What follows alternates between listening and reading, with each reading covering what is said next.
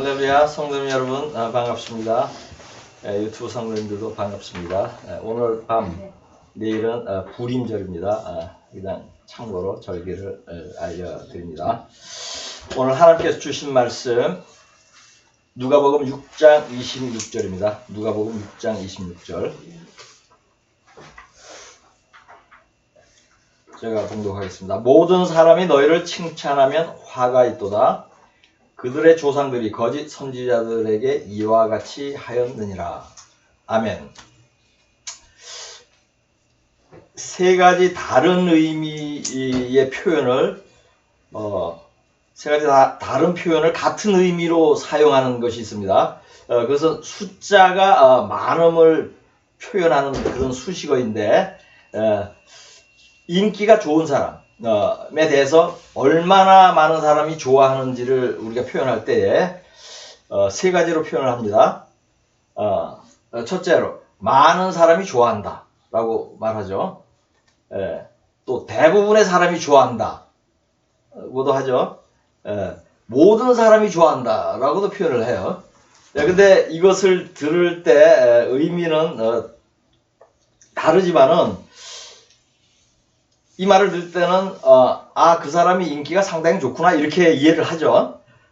그런 인기가 좋다는 의미로 이해를 합니다. 근데 사전적 의미로 볼 때 모든 사람이 좋아한다 이건 맞지 않죠. 왜냐하면 암만 인기가 좋고 평판이 좋아도 싫어하는 사람이 조금이라도 있을 수 있으니까 이것은 적절하지 않다고 볼 수 있는데, 그런데 이거 가지고 시비 거는 사람은 없어요. 그 사람 인기 좋은 사람한테 사람들이 다 좋아하더라 뭐 이렇게 표현해도 그냥 이해를 합니다. 그러니까 이런 언어적 이해를 바탕으로 하면 본문에서 예수님이 하신 말씀이 모든 사람이 너희를 칭찬하며 화가 있도다 라는 말씀도 우리가 그냥 이해를 합니다. 그리고 많은 사람이 칭찬한다는 것을, 이것은 사실 좀 과장되게 표현을 한 것이죠. 언어에서 과장법을 쓰면은 좀 강렬하고 분명한 그런 의미가 있습니다. 그렇게 전달하는 효과가 있죠. 그러므로 예수님도 많은 사람이나 대부분의 사람이라고 안 그러고 뭐라고요? 모든 사람이라고 표현한 거예요. 모든 사람이 너희를 칭찬하면 화가 있도다. 제가 이제 이러한 설명을 한 이유는 칭찬받는 한국의 목사들에서 제가 좀 설교를 하려고 하는데, 그대로 저도 표현을 하려고 하는 거예요. 그래서 많은 사람이 칭찬하는 목사 뭐 이렇게 표현하기보다는 저도 모든 사람이 칭찬하는 목사다 이렇게 표현해도 이해를 좀 해주시라는 뜻입니다. 예수님은 제자들에게 모든 사람들이 너희를 칭찬하며 화가 있을 것이라고 합니다. 이들이 화를 당하는 이유는 모든 사람이 칭찬하는 자체가, 그런 사실 자체가 거짓 교사의 증거이기 때문에요. 이 말씀은 핵폭탄처럼 파워가 있습니다. 왜냐하면 거짓 목사를 구분하는 기준을 하나로 간단하게 압축하였기 때문이에요. 그 한 가지 기준은 모든 사람이 칭찬하는지 여부입니다. 모든 사람이 칭찬하는 목사는 다르게 표현하면 유명한 목사죠. 또 지명도가 높은 목사, 또 평판이 좋은 목사, 또 대형 교회 목사들이죠. 또 유튜브 설교 조회수가 유난히 많은 목사, 또 교단과 기독교의 기독교 단체의 우두머리들, 이런 사람들이 쉽게 얘기하면은 모든 사람이 칭찬하는 그런 사람들이라고 할 수가 있어요. 지금부터는 모든 사람이 칭찬하는 목사들 중에 대표적인 두 사람에 대해서 좀 상세히 다루려고 합니다. 이 두 사람은 제가 지금까지 언급했던 거짓 목사들 부류와는 색깔이 좀 다릅니다.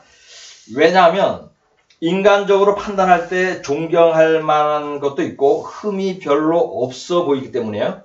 그러나 심각하게 미혹된 자들입니다. 이 두 사람의 이름은 박보영과 이재철입니다. 거짓 목사에게는 호칭을 붙이지 않는다는 것을 미리 말씀드립니다. 왜냐하면 하나님께서 기뻐하지 않기 때문입니다. 많은 사람들이 이 두 사람이 거짓 목사라는 평가에 동의하지 않을지 모릅니다. 왜냐하면 오랫동안 모든 사람들에게 평판이 좋았기 때문이다. 그러나 본문 말씀에 금감이 모든 사람들에게 평판이 좋았다는 사실 그 자체가 이 두 사람도 거짓 목사라는 것을 입증하는 것이죠. 논리적으로 이해가 가십니까? 우선 박보영에 대해서 살펴보겠습니다. 오래전에 미국을 방문한, 제가 미국에 있을 때 미국을 방문한 어떤 한국분과 대화를 할 기회가 있었습니다. 이분은 목사의 부인인데 한국에 참 목사가 얼마나 있는지를 살펴보려고 한동안 많은 목사들에 대해서 검색을 하였대요. 근데 자신의 연구 결과로는 박보영만 유일하게 참 목사였다는 결론을 내렸대요. 근데 재밌는 것은 자기 남편은 안 들어가요. 네, 저는 이분의 판단에 동의하지 않았지만 그분의 말을 들으면서 박보영이 좋은 평판을 받는 사람이라는 것을 인정하게 되었습니다. 네, 저는 이분이 박보영에 대해 말하기 그런 말을 듣기 전에 제가 박보영의 간증 테이프를 누가 줘서 그 여러 개 들은 적이 있습니다.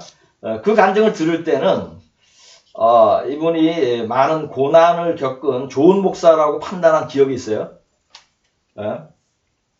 근데 그때 저는 거듭나지 않은 크리스천이었어요. 돌이켜보니 내가 그 간증의 은혜를 받은 이유는 거듭나지 않은 육에 속한 자로서 영분별을 하지 못하였기 때문입니다. 인본주의적 판단으로 그 이야기에 감동하고 좋게 여긴 것이에요. 박보영은 불우 청소년들을 도우면서 많은 고난을 겪었는데 뭐 그러한 사실을 저는 부정적으로 말하는 게 아닙니다. 그러한 일은 선한 일이에요. 그렇지만 목사가 중점을 두어서 해야 하는 일은 아닙니다. 목사는 말씀 사역과 기도에만 전념하라는 것이 성경의 가르침입니다. 그러므로 불우 비행 청소년들을 선도하는 일에 많은 시간을 들이고 그 정성을 들였던 박보영은 실제로 목사로서 참된 목회를 한 것이 아닙니다. 저는 그때의 이러한 사실을 분별하지 못했다는 것입니다. 그 간증 테이프를 들은 지 오래되지 않아서 그 간증 테이프를 들은 지 한 3년 정도 후일까요? 박보영이 뉴저지 한인타운에 그 어떤 건물의 그 빈 공간에서 회중들을 모아놓고 집회를 한 적이 있어요. 그래서 어떤 지인이 박보영이라는 사람이 있는데 함께 가서 들어보자고 그래서 함께 갔었어요. 근데 그때는 제가 성령을 받고 거듭난 후였습니다. 그때 박보영은 성경 본문을 읽은 후에 그 구절과는 상관없는 말만 횡설수설하고 모인 회중들 일부에게 그 안수기도를 하였어요. 처음 제가 박보영의 설교를 들은 것 같은데 감동이 없고 공허했습니다. 성령이 없는 설교였어요. 이분을 제가 폄하하려고 지금 평가하는 게 아니에요. 그때 느꼈던 거예요. 그 후로는 이제 저는 가끔 박보영에 대해 묻는 사람들에게 뭐 다른 얘기는 안 하고 그의 설교는 듣지 말라고 조언을 하게 되었어요. 지금도 비슷합니다. 지금도 비슷해요. 설교하는 것이. 박보영을 인간적으로 인본주의로 판단하는 사람들은 좋은 목사라고 평가합니다. 저도 한때 그랬습니다. 그러나 영어로 판단하면 거짓 목사입니다. 지금부터는 몇 가지 예를 들어서 박보영의 영을 분별하면서 설명을 하겠습니다. 첫째, 박보영은 WCC에 속한 감리교단의 목사입니다. 감리교단은 WCC가 처음 만들어질 때인 1948년부터 WCC에 가입된 교단이에요. 교단을 만드는 자체가 비성경적이므로 모든 교단이 문제가 있지만 처음부터 WCC에 가입한 감리교단은 배도의 원조라고 할 수 있죠. 배도의 원조되는 교단이라고 할 수 있습니다. 하나님께서 박보영에게 WCC에 속한 감리교단을 낳을 것을 여러 차례 말씀하셨습니다. 그러나 나올 생각을 전혀 하지 않았습니다. 그 이유는 교회의 재산을 교단에 모두 놓고 나와야 하기 때문입니다. 이것은 박보영이 직접 한 말입니다. 여기서 박보영의 영을 분별할 수 있는 두 가지 포인트가 있습니다. 첫째, WCC에 속한 것이 배도이고 죄라는 그러한 심각성을 깨닫지 못해요. 둘째, 재산이 더 중요하다. 이러한 사실 하나만 보아도 박보영은 미혹된 목사라는 사실이 쉽게 확인되는 것입니다. 둘째, 박보영은 자살하려는 사람에게 거금을 줘서 자살하지 않도록 한 적이 있습니다. 이것은 박보영이 하는 말을 제가 직접 들었습니다. 재정적인 문제로 자살하는 사람에게 무려 1억 원을 주었다고 합니다. 자살은 사탄이 주는 마음이죠. 또 미혹된 것이죠. 이러한 사실을 가르치고 또 회개하고 예수를 잘 믿으라고 하면 되는 것입니다.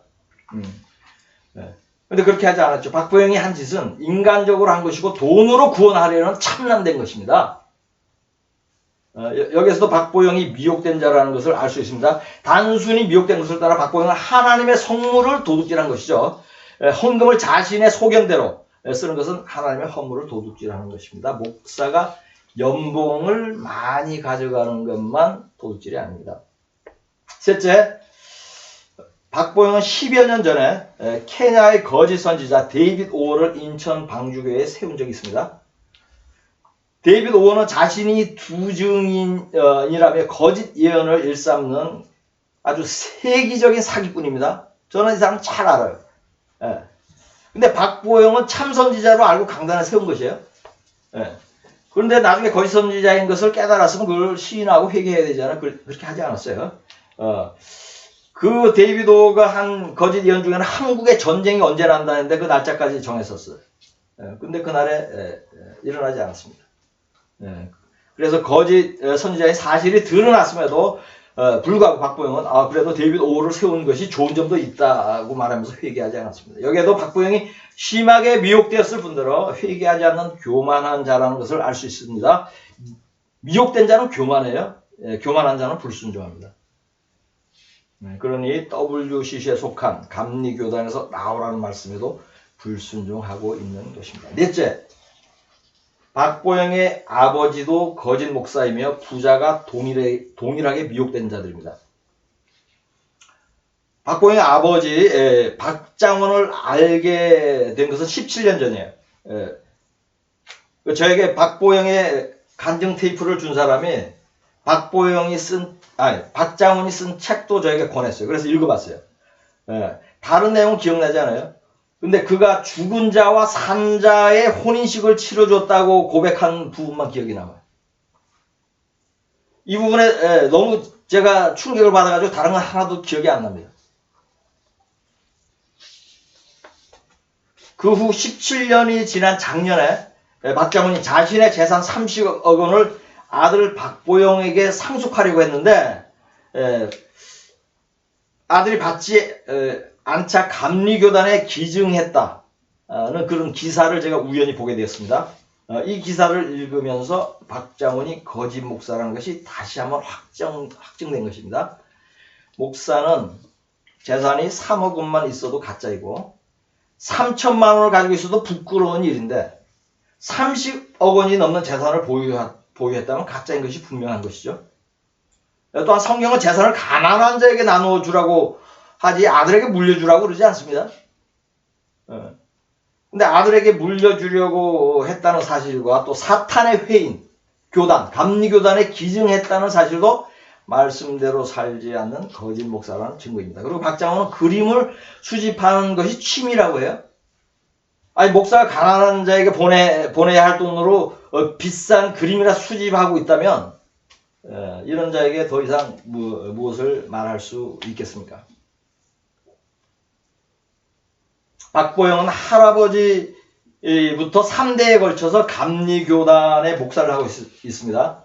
WCC의 원조 감리교단 귀신에 3대에 걸쳐서 매여 있는 것입니다. 박장원이 목회를 할 때에 회중들의 손바닥에 십자가가 그려지는 기적이 일어났다고 합니다. 이 사람이 거짓 목사인 것을 미뤄보건대 이러한 기적도 사람들을 미혹하기 위한 사탄의 거짓 기적일 것이라고 쉽게 추정할 수 있죠. 데살로니가 후서 2장 9절 말씀이 용한 것입니다. 악한 자의 나타남은 사탄의 활동을 따라 모든 능력과 표적과 거짓 기적과 아멘. 이것이 박정원에게 응한 것이에요. 믿음이 없든 시절에 그 아들 박보영은 그러한 기적을 믿지 않았대요. 예. 근데 그때는 믿음 없는 아들 박보영이 바르게 분별한 것입니다. 지금까지 박보영의 영을 분별하며 설명을 했습니다. 이 외에도 박보영의 설교에는 마지막 때 휴거 요한계시록 설교 거의 하지 않습니다. 짐승의 표나 백신에 대해서 바르게 가르치지도 못해요. 이 또한 박보영의 깨어있지 않은 영적 상태를 반영한 것입니다. 그럼에도 불구하고 박보영이 고아나 비행 청소년을 섬기며 당한 고난을 좋게 보아서 또 회개와 지옥 설교를 자주 한다는 사실로 회개와 지옥 설교는 자주 해요. 이 사람이 모든 사람들이 좋게 여기고 있습니다. 네, 모든 사람들이 칭찬하면 거짓 목사라는 주님의 말씀이 박보영에게 응한 것입니다. 박보영이 배출한 제자들도 여럿 있습니다. 이들도 교회를 개척하고 박보영이 이제 도와줘서 교회를 개척하는데 이들 교회 이름이 크게 세 가지예요. 방주라는 이름이 들어갑니다. 예를 들어서 뭐 대구 방주교회, 일산 방주교회 이런 식으로. 또 마가의 다락방 이름이 또 길튼 교회라고 있어요. 이들은 이 교회 목사들은 비교적 젊어요. 근데 박보영과 동일한 영을 가지고 있죠. 이들도 박보영처럼 WCC가 배교의 단체인 것도 모르거나 부인하고 또 마지막 때 휴거를 설교하지 않습니다. 제자는 스승과 동일한 영을 가지게 됩니다. 뱀은 뱀을 낳고 비둘기는 비둘기를 낳습니다. 그러니 박보영은 물론 지금 언급한 그 교회 목사의 설교도 듣지 마십시오. 박보영이 이들 교회에 가서 수시로 설교를 하고 광고를 해줘서 이들도 모든 사람이 칭찬하는 목사들로 지금 성장하고 있어요. 다음은 이재철에 대하여 살펴보겠습니다. 제가 이재철을 알기 전에 누군가 이재철이 한국의 신학대학생들이 가장 존경하는 목사라면서 책을 하나 권해줬어요. 그래서 읽은 적이 있습니다. 좀 오래됐어요. 책 제목은 기억이 나지 않지만 성경적이지 않은 자신의 주관을 상당 부분 적어 놓은 것을 보았고 은혜를 받지 못했던 기억이 납니다. 그때 이제 제가 이재철을 알게 되었고 또 이재철이 홍성사라는 그 기독교 출판사를 운영하는 것도 알았습니다. 지금부터는 이재철의 영적 상태를 분석하며 설명을 드리겠습니다. 첫째, 이재철의 설교는 한마디로 정의하면 인본주의 설교입니다. 이재철이 인본주의 설교를 할 수밖에 없는 이유는 성령을 받지 않았기 때문입니다. 성령이 없는 사람은 말씀을 영적으로 풀어서 설교하는 것이 원천적으로 불가능합니다. 그러므로 사람의 머리에 의지한 철학적인 설교, 인문주의 설교, 인본주의적 설교를 할 수밖에 없어요. 또한 성령이 돕지 않으면 쉬운 것도 틀리게 푸는 등 쉬운 말씀, 성경 말씀도 틀리게 풀어요. 그러면서 말씀을 매우 혼잡하게 합니다. 이재철의 주특기가 이것이에요. 이 사람이 성령을 받지 않았다는 사실은 간단하게 분별해야 됩니다. 성령 받는다는 의미를 틀리게 가르치는 데서 드러납니다. 이제 저는 예수를 영접하면 성령을 받은 것이라고 설명합니다. 맞아요? 네. 이것이 틀린 것은 성령 받기 전에 베드로와 성령 받은 후에 베드로를 비교하면 쉽게 이해할 수 있습니다. 베드로는 오순절에 성령 받았죠? 그러나 그 전에도 예수 구세주로 믿고 따랐습니다. 그러나 그때는 베드로는 성령 받은 것이 아니죠. 이재철이 성령 받은 것에 대한 지식이 없는 이유는 성령을 받지 않았기 때문에 성령을 받지 않았다는 것은 목사로 부름을 받은 적도 없다는 것이고 부름을 받지 않고 목사가 되었다면 거짓 목사인 것이죠. 그런데 이 성령 문제는 많은 한국의 목사들, 그 성령 받지 않고 거짓 목사들 그 사람들이 이렇게 가르쳐요. 이재철도 그 사람 중에 하나예요. 예수를 주로 영접하면 성령을 받은 것이죠. 둘째, 이재철은 회심을 하였지 회개를 한 사람이 아닙니다. 이재철이 오랜 기간 방탕한 삶을 살다가 어느 날 그 아내로 인해서 큰 감동을 받아 회심을 하고 이제 바르게 믿음 생활을 하면서 살기로 작심을 하였어요. 그런 후에 이제 다시 목사가 되기로 이제 결심하고 목사가 되었습니다. 그러나 목사는 하나님의 콜링으로 할 수 있는 것입니다. 자신이 회심하여서 선택하는 직업이 아닙니다. 다른 모든 직업은 자신의 의지로 가질 수 있어요. 그러나 목사는 하나님이 지명하여 불러야만 할 수 있는 것입니다. 그렇지 않으면 거짓 목사의 길을 가게 되는 것입니다. 이재철이 이에 해당하는 사람입니다. 회심이란 단어는 성경에서 사용하지 않습니다. 성경은 회개라는 단어를 사용합니다. 이 두 단어는 비슷한 것 같지만 다릅니다. 예를 들어서 감옥을 자주 다니던 사람이 어느 날 죄를 짓지 않겠다고 다짐을 하잖아요. 그것을 회심이라고 해요. 이것은 자신의 결심으로 이루어지는 것입니다. 회개는 하나님 앞에 죄를 자복하고 죄를 짓지 않기로 결심하는 것이에요.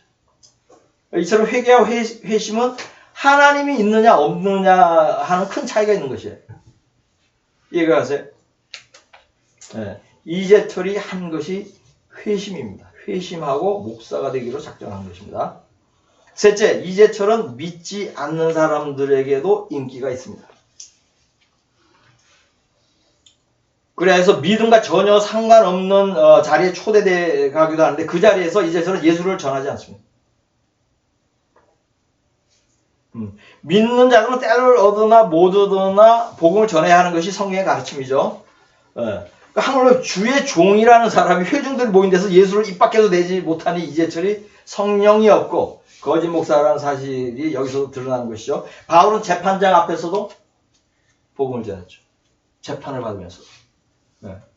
이재철이 예수를 전하지 않으니 믿지 않는 사람들이 좋아하는 것이에요.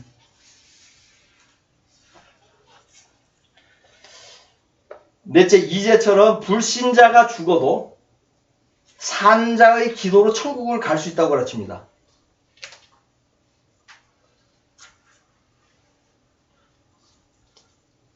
너무 충격적이지 않아요? 이것은 천주교 이단이 가르치는 거죠. 연옥. 연옥에 일단 갔다가 뭐 기도 열심히 하면 천국도 갈 수 있고 지옥도 갈 수 있고.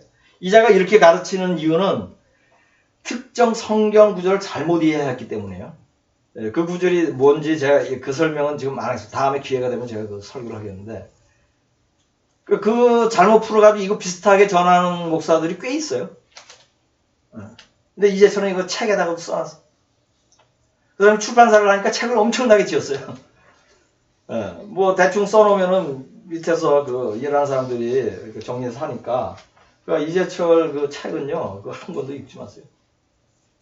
그 뭐 제자반이다 뭐 해가지고 교회에서 많이 쓰는데 제가 얘기한 대로 완전히 머리로 풀어놓은 거예요.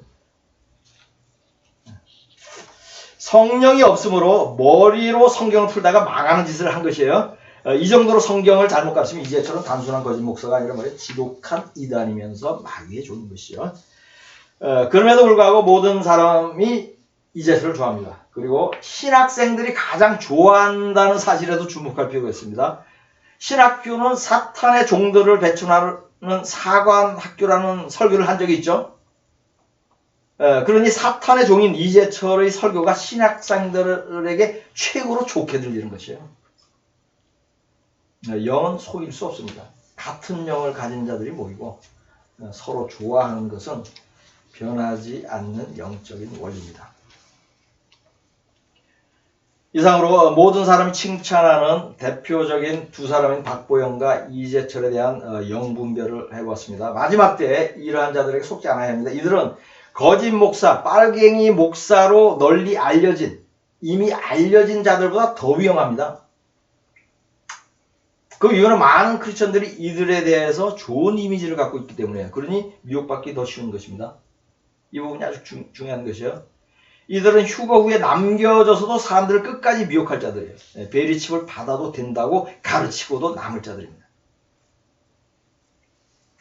마지막 때에 미혹받지 않도록 유의하시기 바랍니다. 미혹하는 자들은 의사나 변호사가 아닙니다. 목사들입니다. 특히 모든 사람이 칭찬하는 박보영이나 이재철 같은 양의 탈을 쓴 거짓 목사들에게 미혹받지 마시기를 우리 주 예수 그리스도의 이름으로 축복합니다.